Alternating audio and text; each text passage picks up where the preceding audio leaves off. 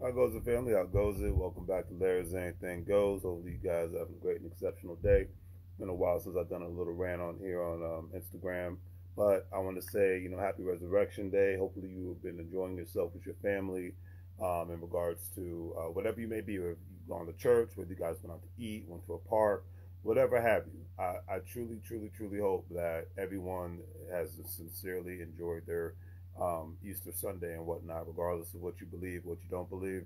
I want everybody to enjoy their lives and whatnot, because a lot of times you get to work so hard, but you forget to really focus on certain things that just matter. You know what I mean? So that's the most important things that matter outside of making money moves and outside of just doing the basic norm stuff. Working out, going to work, working on your business and things of that nature.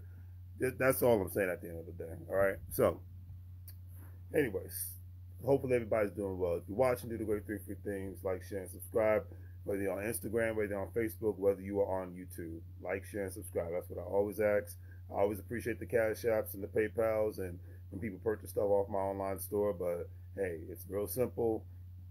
Unless like I said, for me, when I go on somebody's platform, even if I don't know who they are, I'm going to hit the like button because I know they're taking time out of their day to put together this content and whatnot when they didn't have to. But anyways, I'm going to talk about the education system.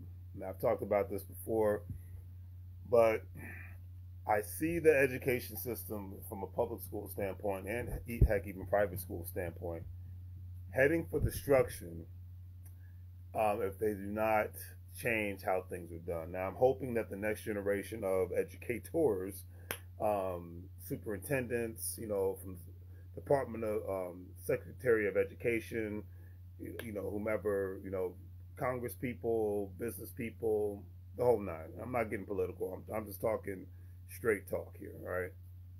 I'm hoping that in today's world and in the future world that they continuously work on the efforts, because every day we have a chance to work on ourselves to get better. Work on the efforts to inspire creativity instead of shutting it down. Dismiss this whole test taking, um, process, and you got to get good grades, and creativity is not a good thing unless it's in sports. There's so many creative people out here, and hey, I can admit I wasn't the best student in grade school.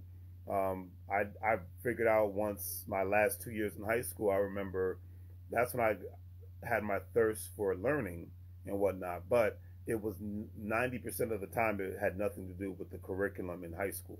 It had everything to do with, I was like, okay, well, I was learning more about African American history. I was learning more about African countries. I was learning about the music business because I was, back then I wanted to be a rapper just like everybody else did. I'm 17, 16, 17 years old, right? Whatever. But I was reading more about, because when I was really at age 16, 17, that's when I got my thirst for and hunger to want to read more, because I wasn't the best reader as a child and whatnot, or I didn't have the best handwriting, But I grew into this stuff. Everybody has their faults growing up. Everybody dies with faults. It is what it is. But my point is really is, I like, great example. I would watch a lot of hip hop documentaries, but I love to hear people like Damon Dash speak. I love to hear people like Diddy speak, Master P speak, um, Jay Prince, the business aspect of it. Because yeah, I love to see the videos. I love to hear the rappers talk and whatnot. But I love to hear the business people speak, even Dr. Dre, um, because they were talking about, hey, this is how we got this distribution deal. Hey, this is what you should negotiate when you're getting a contract and whatnot. Hey, if you become an artist, here's how you can get ownership of your masters or partial ownership of your masters. The business aspect, and that's what made me want to read Source magazine. That's what made me want to read Vibe magazine. Back when we had magazines back then. If I would have had YouTube back then, man, life would have been so much better. But that's what made me want to watch those documentaries back then. Because that's what I actually thank hip hop for my thirst for knowledge and my thirst for wanting to be a businessman.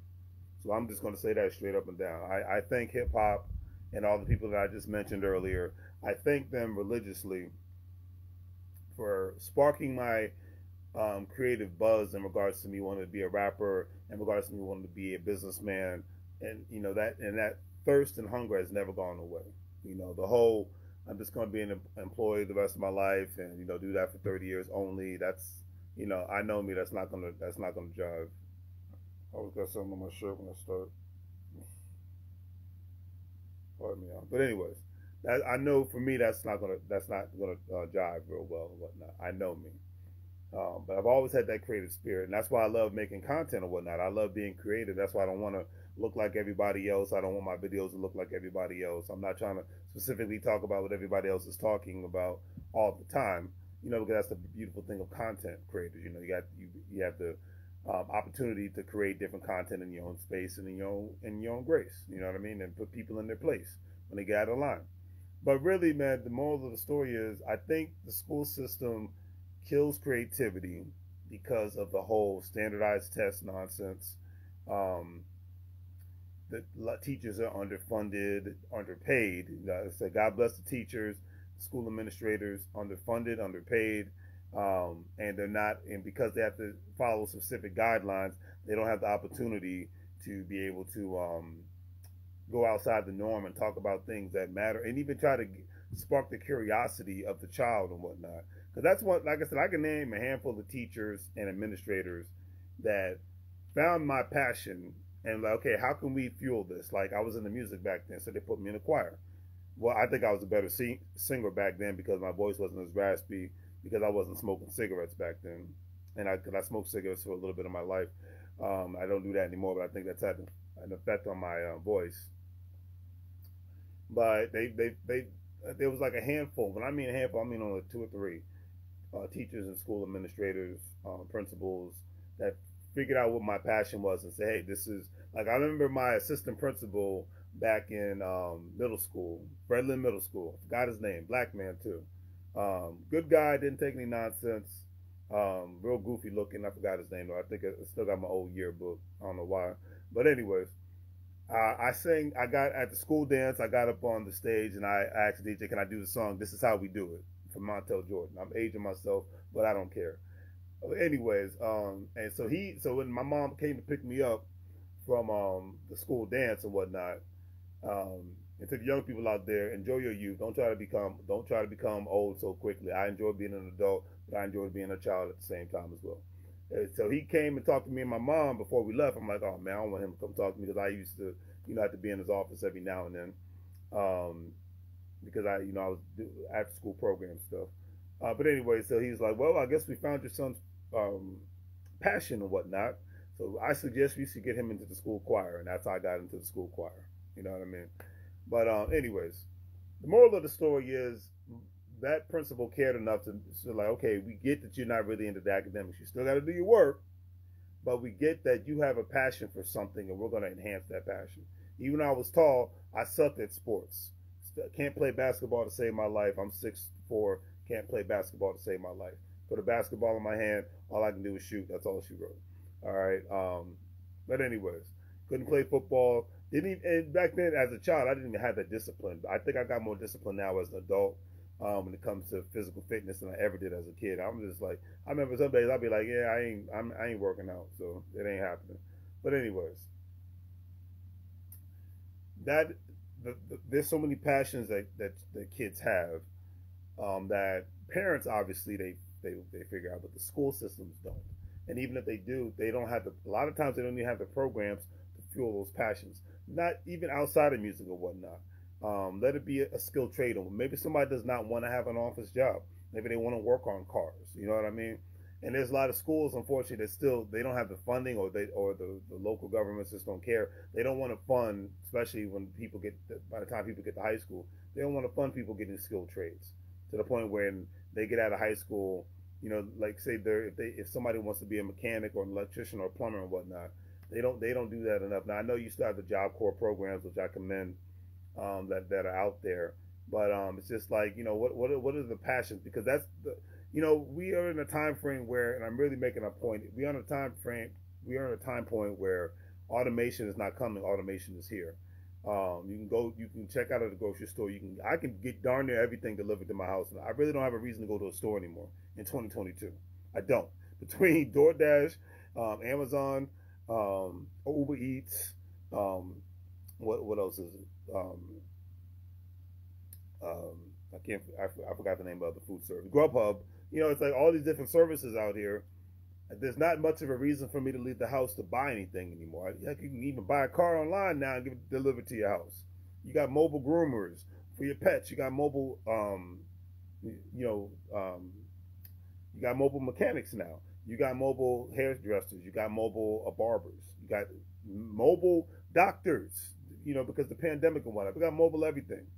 You know, so the moral of the story is, um, we live in a time frame where, in my personal opinion, people once they reach the age of 16, 17, it's like, okay, now if you really want to go to college, really you should only go to college if you want to be an engineer, IT specialist, and even then that's shaky because all you really do is need is certifications. Um, yeah, engineer, IT specialist, medical field, lawyer. Those four things. Now I'm not knocking college. I went to college myself. But what I'm saying is, those if it's not those four areas, why are you going to college?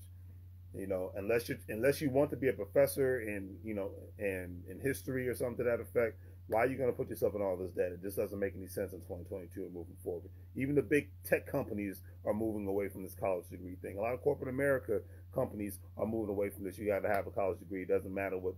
No, because they want people with skill sets. That's why they created their own online universities. They see a lot of the universities around the country, even certain instances around the world, are not catering to the skill sets that these corporations need, specifically tech corporations.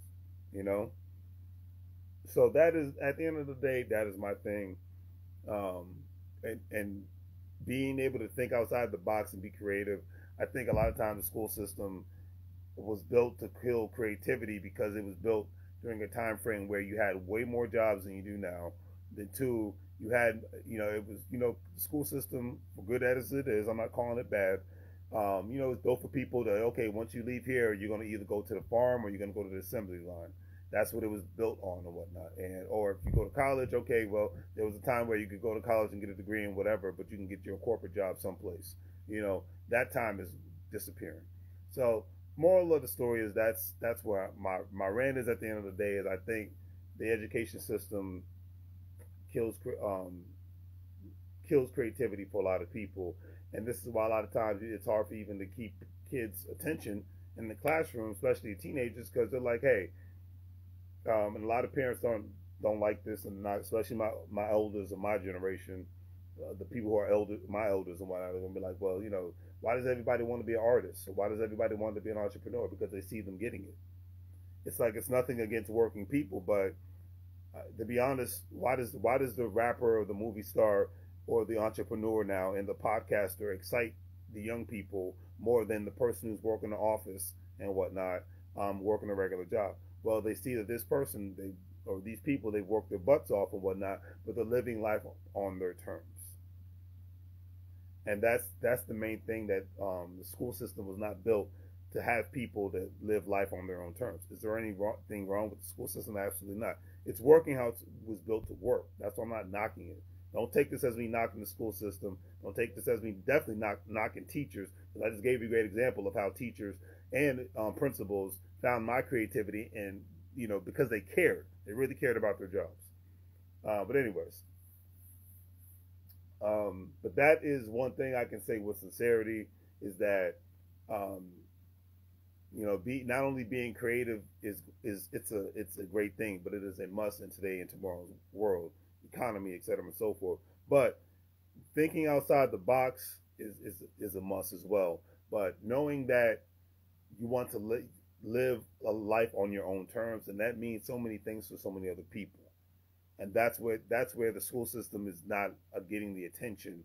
It's losing the attention of a lot of even parents, but mostly kids and whatnot, because these kids, you know, coming out of high school and college now, they don't want to work this. Majority of them don't want to work a regular 40-hour work week. Majority of them don't want to live a boring life. Majority of them want to be able to live where they want to live, on their own terms, not on their employer's terms. That's one of the biggest things that the pandemic has taught people. So, and it's like, you know, I just started reading this book from the brothers from Philadelphia, Corey and Jimmy. Um, Great guys. I met them last year at this convention in Wilmington, Delaware. And it says, own your time and space. And that's the biggest flex right there. There's not a car to me. That's the biggest flex. There's not a car. There's not a house. There's not a social media post that anybody can flex in front of me, unless I know that that person's living on their own terms and not their employer's terms. They own their own time and space, meaning that they're making money on their own terms. They have the job or the business that they want to have. They're living in the community that they want to live in, and they're working the hours that they truly want to work. Or they're working hard now because they're trying to build something so that they can work the hours that they want to work and not just work a regular 40 to 60-hour work week and whatnot for a company that they don't want to work for, doing something they really don't care about.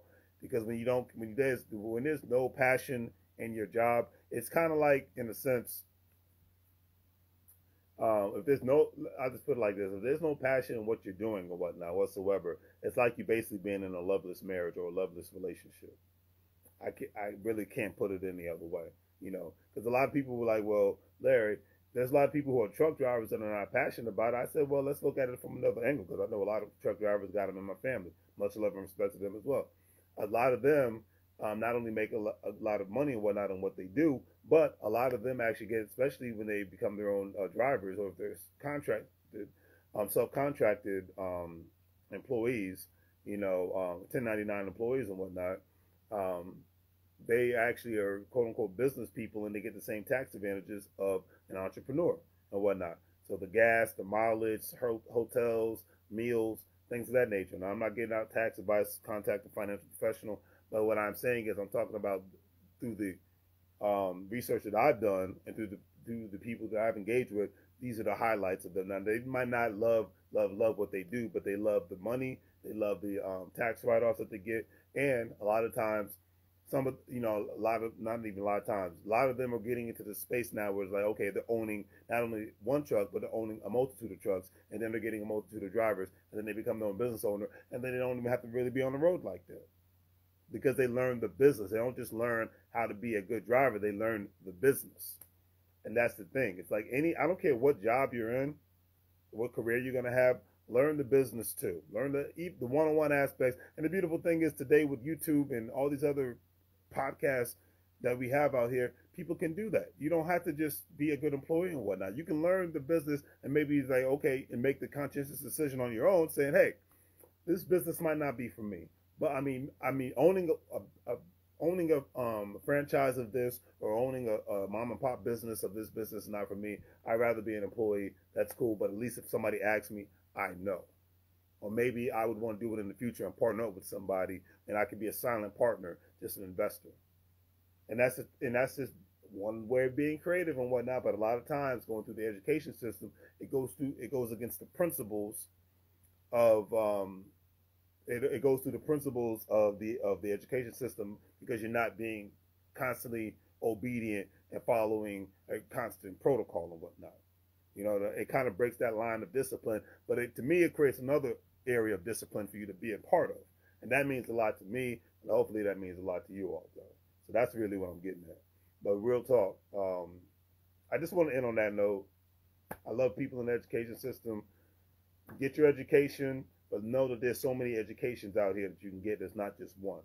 That's the one thing that grade schools taught me, and it didn't stick, and I'm glad it didn't stick, and I hope it doesn't stick with you. If parents ensure that with your kids and whatnot, because I respect the parents that are giving their kids a separate education outside of the education system, because you're going to need a multitude of educations outside of the education system to survive in today and tomorrow's world from an economic perspective. So I'll leave it at that. Do the great 3 free things: like, share, and subscribe. Hopefully you guys have a great day. If you're a crypto investor, stock market investor, individual retirement account investor, all that good stuff, please do not forget to sign up with Stash, WEBULL, Acorns, Crypto.com, Coinbase. You get an opportunity to get access to some free stocks and some free money. And all the information will be in there in the description once you sign up. Check out my online store. Support your local entrepreneurs and whatnot. Greatly appreciate that. I wanted to make sure you all saw this shirt, because this is one of my favorite shirts and whatnot, because this is where we're at right now. You see the evolution of money. We are in that time right now, and it is the God's honest truth. So stop playing games. Be a part of it, and don't just be a cog in the system. be a part of the system, work the system, and then you can create your own system. That's the beautiful thing about the United States of America. And also, I'm a part of the GS Partners, where you have opportunity to join affiliate marketing organization, where you not only have the opportunity to purchase cryptos and NFTs, but you have the opportunity to refer others to do the same thing and be able to make money on that note. All right. So on that note, family, as I always say, make money moves, or you're gonna live, bro, like a fool. Take care, family.